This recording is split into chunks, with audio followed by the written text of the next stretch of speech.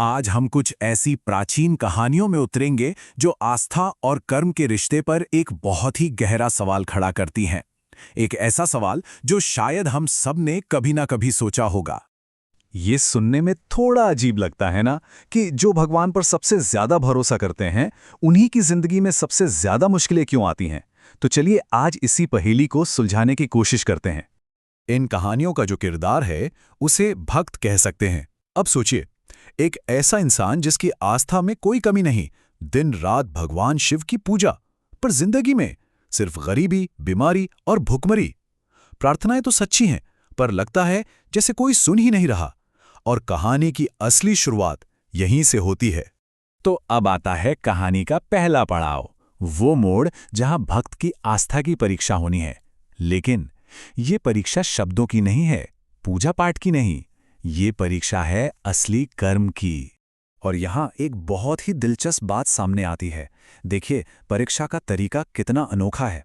भगवान शिव आसमान से कोई चमत्कार नहीं करते, नहीं, वो खुद भेष बदलकर एक लाचार इंसान के रूप में भक्त के दरवाजे पर आ जाते हैं, ये देखने के लिए कि उसका असली चरित्र कैसा है। और ये जो परीक्षा है ना, इसका एक तयशुदा पैटर्न है। पहला, भगवान का भेष, वो कोई बहुत ही जरूरतमंद इंसान बनकर आते हैं। दूसरा, हालात, वो भी ठीक उस वक्त जब भक्त के पास खुद कुछ नहीं होता।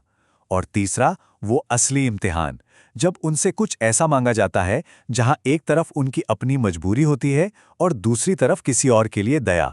जरा सोचिए, एक परिवार खुद भूखा है और दरवाजे पर एक साधु आकर कहता है, मैं 3 दिन से भूखा हूं। यह है परीक्षा की पहली झलक। या फिर सोचिए एक कोढ़े के बारे में जिसे उसके अपनों ने ही मरने के लिए छोड़ दिया है।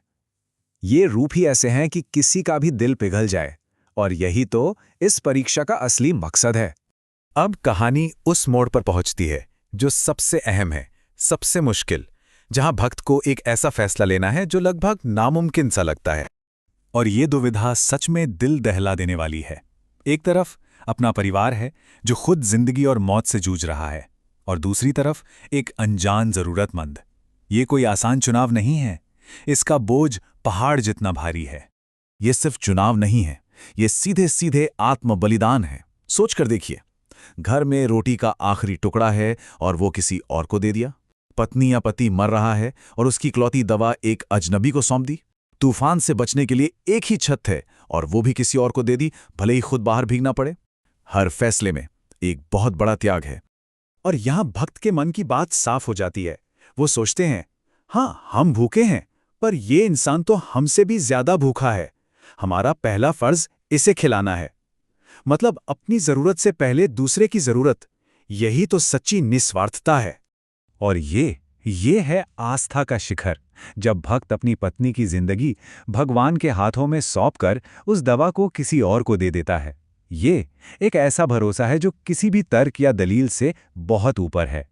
तो चलिए अब देखते हैं कि इस निस्वार्थ काम का, इस बड़े त्याग का अंजाम क्या होता है। कहानी अब अपने अंजाम तक पहुंच रही है। और जैसे ही भक्त अपने स्वार्थ को पीछे रखकर करुणा को चुनता है, जैसे ही वो चरित्र की इस मुश्किल परीक्षा में पास हो जाता है, वो अजनबी, वो जरूरतमंद अपना भेष उतार देता है। और बस उसी पल वो चमत्कार होता है जिसका भक्त को इंतजार था, पर बिल्कुल अलग तरीके से। वो अजनबी कोई और नहीं बल्कि खुद भगवान शिव होते हैं। वो कहते हैं, मैं तुम्हारी भक्ति की परीक्षा ले रहा था और तुमने ये साबित कर दिया कि तुम्हारी आस्था सिर्फ जुबान पर नहीं, तुम्हारी सेवा में है। मैं तुमसे बहुत खुश हूं। अब जरा इस बदलाव को देखिए। ये टेबल साफ साफ दिखाती है कि कैसे जिंदगी पूरी तरह पलट जाती है। जो परिवार भूखमरी और टूटी झोपड़ी में जी रहा था, उससे अब कभी न खत्म होने वाला भोजन और एक शानदार हवेली मिलती है। जहां लाइलाज बीमारी और कर्ज था, वहां अब अच्छी सेहत और दौलत है। और जहां निराशा थी, वहां अब खुशियां और समृद्धि है। हर मुश्किल का जवाब एक आशीर्वाद से मिलता है। तो आखिर इन सब कहानियों का मतलब क्या है? इनसे हमें क्या सीख मिलती है? सीधी सी बात है कि सच्ची भक्ति सिर्फ मंदिर में की गई प्रार्थनाएं नहीं है। भक्ति का असली मतलब है सेवा। जब हम किसी जरूरतमंद की मदद के लिए अपना हाथ आगे बढ़ाते हैं, वही सच्ची भक्ति है, वही सच्ची पूजा है।